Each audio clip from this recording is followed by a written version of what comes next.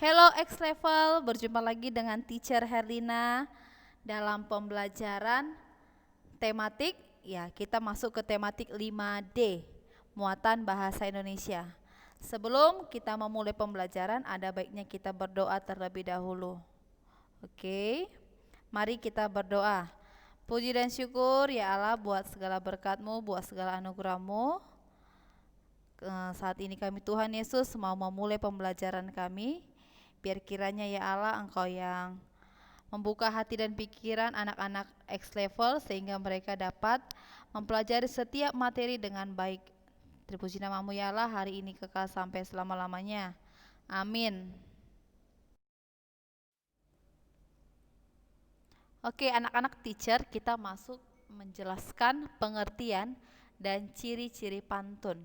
Jadi dalam buku 5D kita akan berbicara tentang pantun. Nah, apa itu pantun? Pantun adalah puisi Melayu lama asli dari Indonesia. Jadi pantun itu adalah milik orang Indonesia, bukan milik orang luar. Nah, apa itu ciri-cirinya? Ciri-ciri pantun yang pertama, pantun itu bersajak AB, AB, dan AA, AA. Ciri yang kedua, satu bait berisi 4 baris.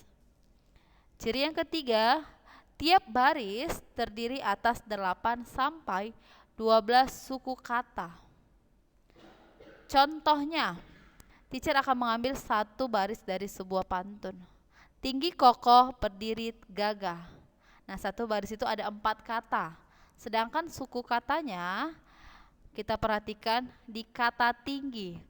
Suku katanya adalah ting dan gi. Kata kokoh, suku katanya adalah ko dan koh.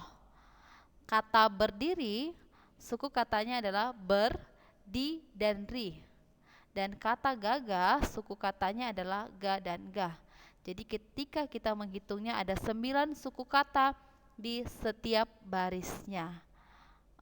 Nah, kita masuk ke bagian-bagian pantun. Dalam sebuah pantun terdapat 2 bagian, yaitu sampiran dan isi. Sampiran merupakan kata-kata dalam 2 baris pertama atau baris ke-1 dan kedua di setiap baitnya. Sedangkan isi merupakan kata-kata dalam 2 baris terakhir atau baris ketiga dan keempat di setiap baitnya.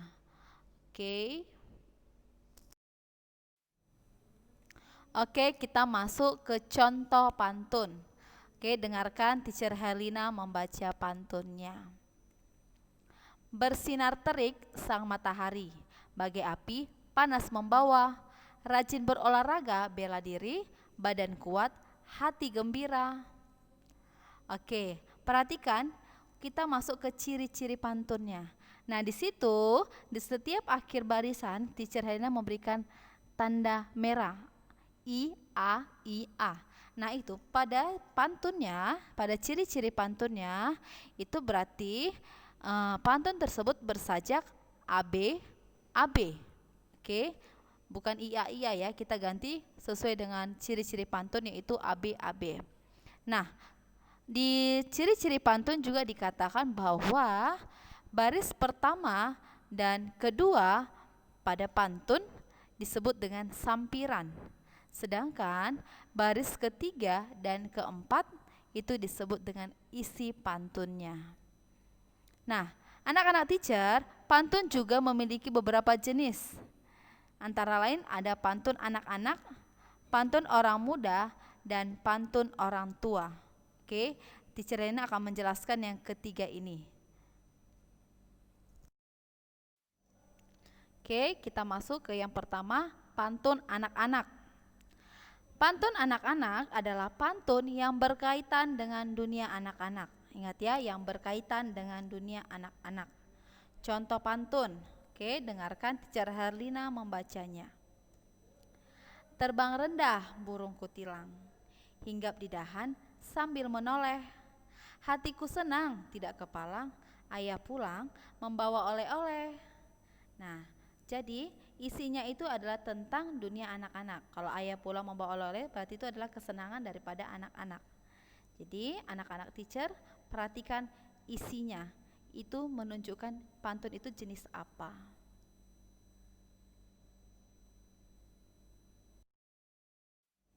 Oke, kita masuk ke pantun orang muda. Pantun orang muda adalah pantun yang berkaitan dengan dunia orang muda. Contohnya, ke rumah paman pergi bertamu, tak lupa membawa buah tangan. Anak muda menuntut ilmu, rajin belajar demi masa depan.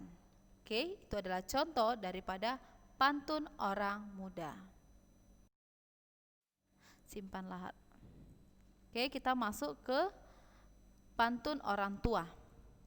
Pantun orang tua adalah pantun yang berkaitan dengan nasihat orang tua, agama, dan adat. Contoh pantun: simpanlah harta di dalam peti, jarum di pasir tidak terlihat. Bersifat jujur, bersihkan hati, kemana pergi pasti selamat. Oke, itu adalah contoh daripada pantun orang tua. Oke, anak-anak teacher, mari kita membaca teks yang ada di slide kamu bersama-sama.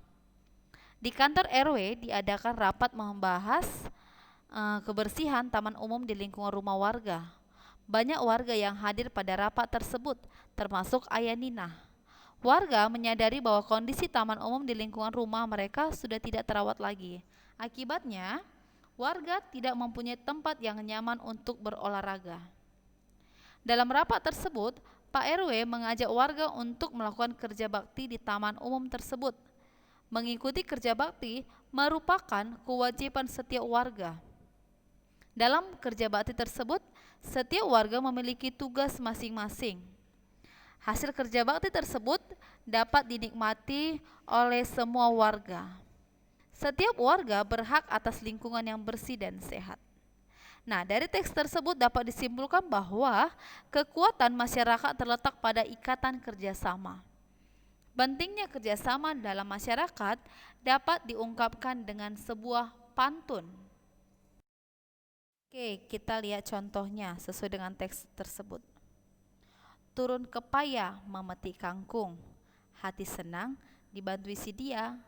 Bergotong royong penduduk sekampung, hasil mufakat hidup bahagia. Nah, itu adalah contoh pantun yang mengandung nasihat. Nah, terutama tentang pentingnya kerjasama dan mufakat dalam masyarakat. Contoh pantun berikutnya. Merah muda baju si bibi, di tangannya ada sayur seikat. Masalah warga datang bertubi, berkumpullah untuk mufakat. Nah, isi pantun tersebut terdapat pada baris ketiga dan baris keempat, yang dimana isinya masalah warga datang bertubi dan berkumpul untuk mufakat. Jadi anak-anak teacher, maknanya adalah setiap manusia hendaknya menyisakan waktu untuk berkumpul bersama warga kampungnya, berkumpul untuk membicarakan masalah bersama hingga mencapai mufakat. Nah, pantun tersebut merupakan pantun yang berisi nasihat dalam kehidupan di masyarakat. Jadi pantun sangatlah erat kaitannya dengan peristiwa dalam kehidupan sehari-hari di masyarakat. Oke. Ya, anak-anak teacher, dari pantun yang telah kita baca bersama-sama tadi dapat disimpulkan atau dapat diperhatikan ketika membaca pantun itu. Yang pertama adalah intonasi atau penekanan tinggi rendah, keras lembut, dan cepat lambatnya suatu kata atau kalimat saat membaca pantun. Itu yang harus diperhatikan dalam membaca. Yang kedua, yang perlu diperhatikan lagi adalah jeda atau pemenggalan kata. Jeda berguna untuk memudahkan pendengar dalam memahami pantun. Yang ketiga, pelafalan huruf atau kata. Pelafalan kata saat membaca setiap kata dalam pantun perlu diperhatikan agar tidak menimbulkan makna yang berbeda. Yang keempat, volume suara atau keras lemahnya ucapan harus jelas terdengar. Itu adalah yang harus kamu perhatikan pada saat membaca pantun. Oke, anak-anak teacher, itu adalah penjelasan teacher Herlina dalam tematik 5D muatan bahasa Indonesia tentang pantun. Oke, untuk kamu bisa lebih memahaminya lagi, teacher mau kasih kamu penugasan. Ya, penugasannya dari tematik 5D, halaman 18 nomor 4, A dan B, dan halaman 23 nomor 3, bagian A, B, dan C. Oke, sebelum kamu mengerjakan, terlebih dahulu kamu baca dulu pantunnya. Ya, jangan lupa dibaca dulu pantunnya supaya kamu tahu apa yang mau kamu kerjakan. Oke, cukup sekian dari teacher Herlina. Thank you and God bless you.